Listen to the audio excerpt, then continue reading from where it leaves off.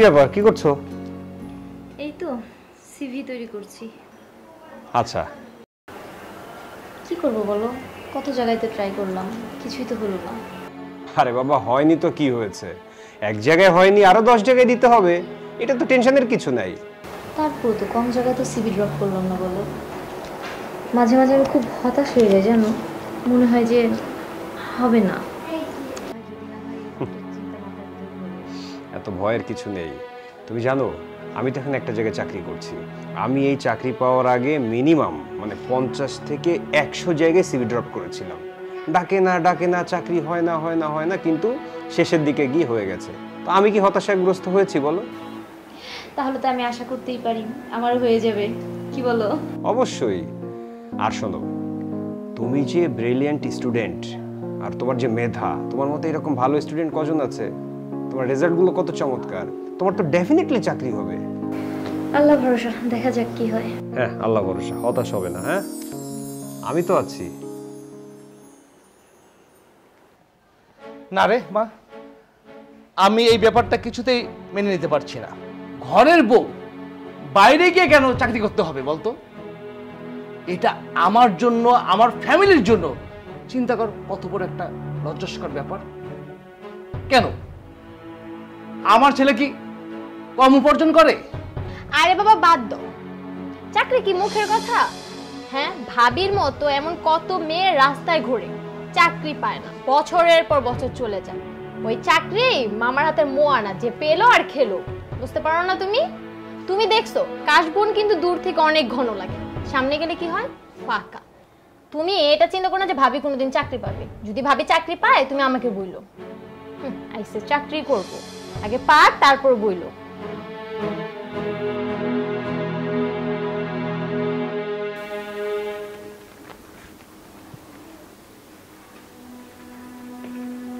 এই কি হয়েছে? একটা ঝামেলা হয়ে গেছে। ঝামেলা? কি ঝামেলা? আমার অফিসে হুট করে একটা ফাইল মিসিং হয়ে গেছে। বলো কি? হ্যাঁ, ফাইলটা খুঁজে পাওয়া যাচ্ছে না, কিন্তু আমার আসলে কোনো হাত নেই এটার পেছনে। আমি জানি এটা পরে সলভ হয়ে যাবে, বাট এইচআর থেকে আমাকে 6 মাসের জন্য চাকরি থেকে স্যাক করা হয়েছে। কি বলো? আর তোমার অফিস থেকে ফাইল মিসিং? না না, তুমি এটা তো কখনোই করতে পারো না। ওদের নিশ্চয়ই কোনো ভুল হচ্ছে। আমিও জানি ওদেরই ভুল হচ্ছে, কিন্তু আমি এটা কিভাবে প্রমাণ করব? সময় লাগবে এটা প্রমাণ হতে। এটা ঠিক হয়ে যাবে আমি জানি, কিন্তু 6 মাস তো আমি আর চাকরিতে বহাল থাকতে পারছি না। আচ্ছা, আমি আসলে বুঝতে পারছি না তোমার মতো অনেস্ট একটা মানুষের এমনটা হলো। যাই হোক, আল্লাহ যা করে হয়তো বা ভালোর জন্যই করে। আচ্ছা শোনো, মন খারাপ করো না, একটা খুশির সংবাদ দিই তোমাকে। তারপরে আমি না ওই যে সেদিন সিভি জমা দিলাম একটা মাল্টিন্যাশনাল কোম্পানির জন্য, সেখান থেকে আমার কল এসেছে, আমার চাকরি হয়ে গিয়েছে। তাই নাকি? হ্যাঁ। মাশাআল্লাহ মাশাআল্লাহ। এই একটা খুব খারাপ একটা দিনে কত চমৎকার একটা ভালো খবর শুনলাম। খুব ভালো লাগলো আমার, মনটাই ভালো হয়ে গেল। আল্লাহ, তোমার কাছে লক্ষ কোটি শুকরিয়া আল্লাহ। কিন্তু এই সবটা কিন্তু তোমার জন্য হয়েছে। তুমি যদি আমার পাশে না থাকতে আমি কখনোই এত ভালো একটা চাকরি করতে পারতাম না। আচ্ছা যাই হোক, তোমার যে চাকরিটা চলে গিয়েছে না, এটা তুমি বাবা বা ইয়াকে বলো না, তোমার বোনকে বলো না, ওরা কষ্ট পাবে। আমাকে কথা দাও, আমাকে কথা দাও, তুমি বলবে না? আচ্ছা ঠিক আছে, বলবো না, কিন্তু কি করব? সংসার চলবে কিভাবে এটাই তো বুঝতে পারছি না। এই এই আমার দিকে তাকাও, আমি আছি না? আমার উপর ভরসা করতে পারো না তুমি? আমি তো আছি তোমার পাশে, তাই না? এত চিন্তা করবে না।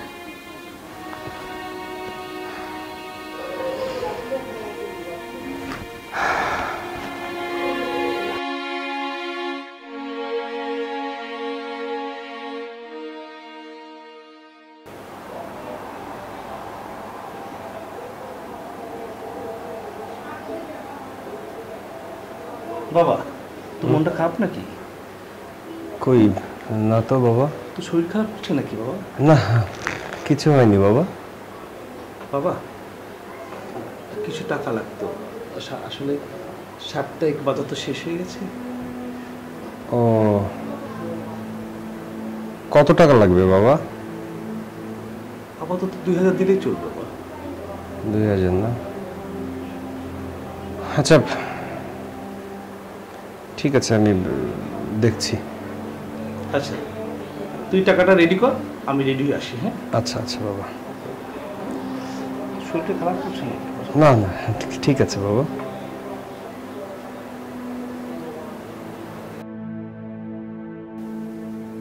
বাবাকে এখন আমি 2000 টাকা কোত্থেকে দেব? আমার কাছে তো মাত্র 500 টাকা আছে। সমস্যায় পড়ে গেলাম তো। নাকি বাবাকে সত্যি কথা বলে দিব যে আমার চাকরি নেই, আমার কাছে টাকাও নেই? না না না, তন্দ্রা তো আবার নিষেধ করেছে যে কাউকে কিছু বলা যাবে না। কি বিপদে পড়লাম আল্লাহ!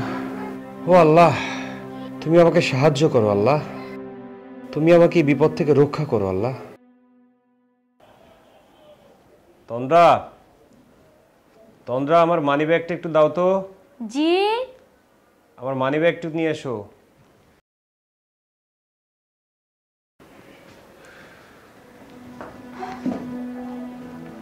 এই যে নাও।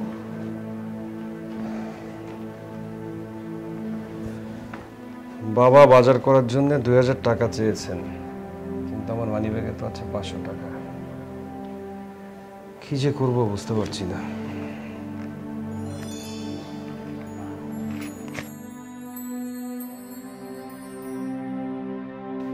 কি ব্যাপার, আমার মানি ব্যাগে তো মাত্র 500 টাকা ছিল, 2000 টাকা কোত্থেকে এলো? যার নিয়ত ভালো থাকে আল্লাহর রহমত সবসময় তার উপর থাকে।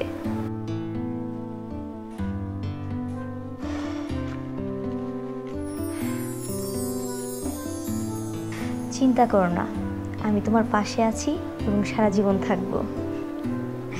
আচ্ছা বাবাকে ডেকে টাকাটা দাও বাজারের জন্য।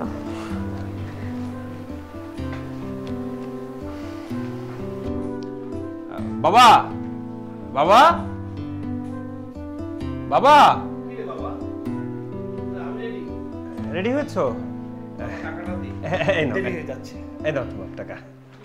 আর শোন, আমার কাছে মনে হচ্ছে কি তোর শরীরটা খুব একটা ভালো না। তুই এ কর, বেশি খারাপ লাগলে ডাক্তার দেখা।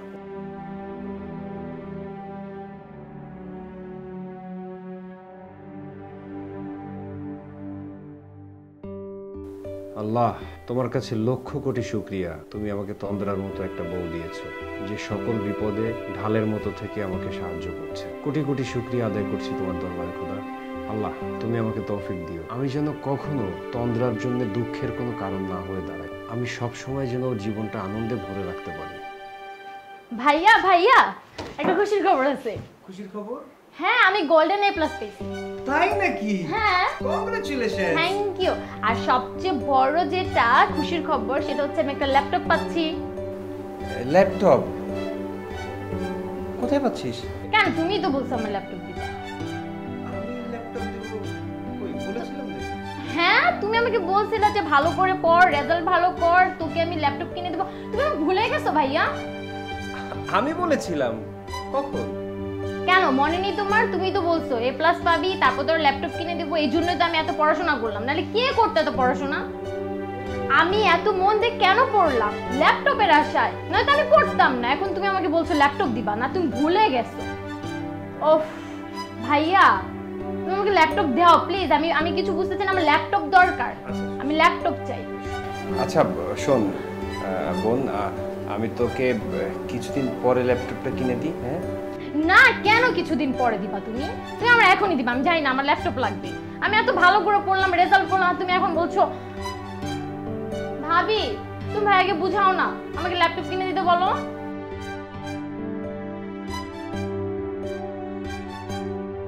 আচ্ছা ঠিক আছে ঠিক আছে, আমি যেহেতু বলেছিলাম যদি ভালো রেজাল্ট করলে ল্যাপটপ দিব, আমি তোকে ল্যাপটপ কিনে দেব। সত্যি? প্রমিস? আর কথা ঘুরাবো না। বাবা দিব বললাম তো, বলেছি তো দিব, এটা তোর চিন্তা করতে হবে না, তুই নিশ্চিন্তে থাক, আমি তোর ল্যাপটপ কিনে দেব। আচ্ছা তোমরা থাকো তাহলে, আমি বাবাকে বলে আসি। হ্যাঁ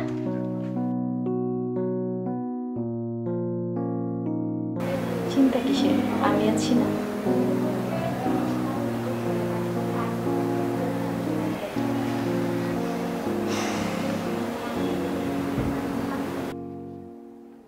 বাবা বাবা বাবা দেখো ভাই আমাকে 30,000 টাকা দিছে ল্যাপটপ কেনার জন্য।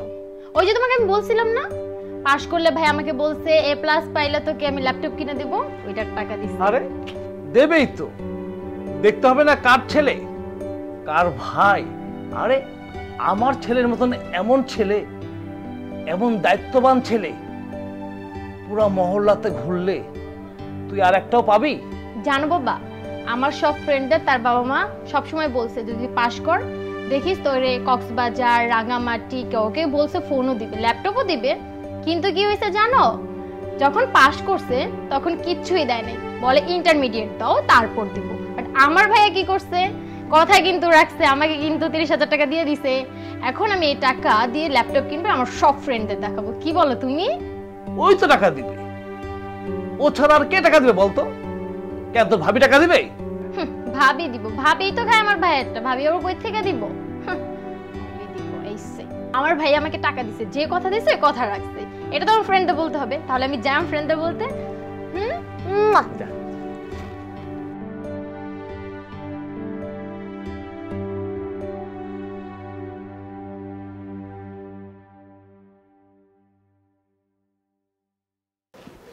বাবা, বস তুই।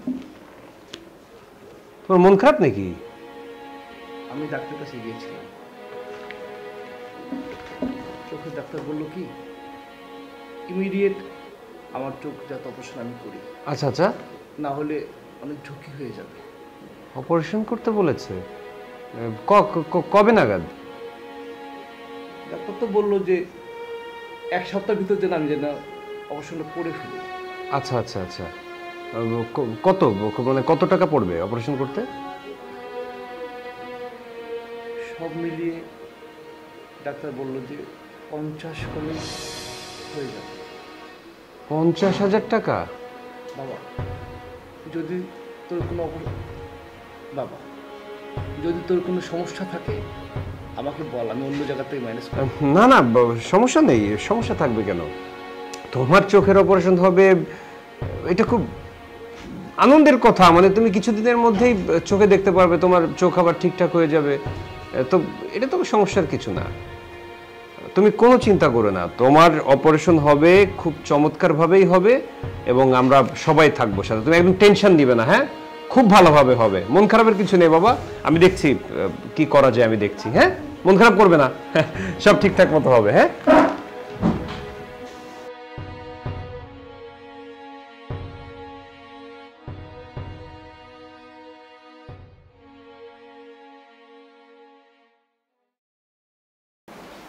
আল্লাহ তোমার দরবারে লাখো শুকরিয়া। এই নাও রিসিপ্ট, কিসের রিসিপ্ট? হসপিটালের। হসপিটালের? হ্যাঁ, বাবার অপারেশনের রিসিপ্ট। আমি সব ঠিক করে তোমাকে দিলাম। তার মানে বিল দিয়েছে কে? আমি দিয়েছি। তুমি বিল দিয়ে দিয়েছো? হ্যাঁ, কেন আমি দিতে পারি না?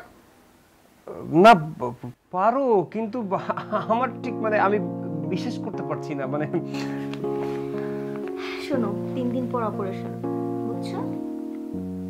3 দিন পর অপারেশন, তুমি শুধু একটু কষ্ট করে বাবাকে নিয়ে হসপিটালে যাবে, বুঝছো? আর আমি অফিস থেকে ফেরার পথে সোজা হসপিটালে চলে যাব। আচ্ছা ঠিক আছে, ঠিক আছে, যাব।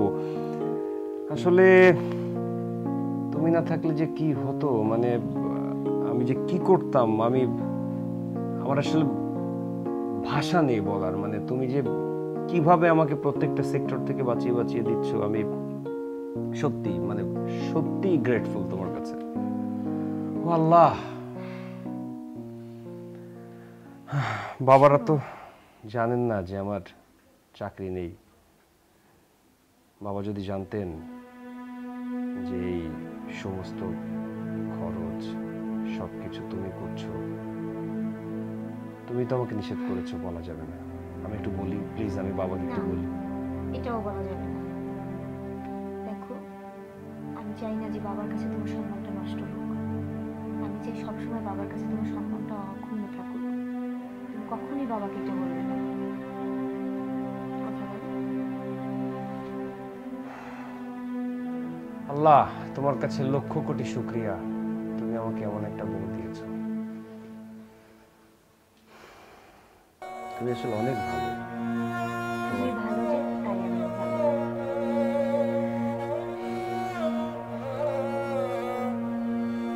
এই সংসারটা টিকিয়ে রাখার দায়িত্ব তো আমারও, তাই না? শুধু তোমার একার না, দুজনেরই লড়তে হবে, বুঝছো?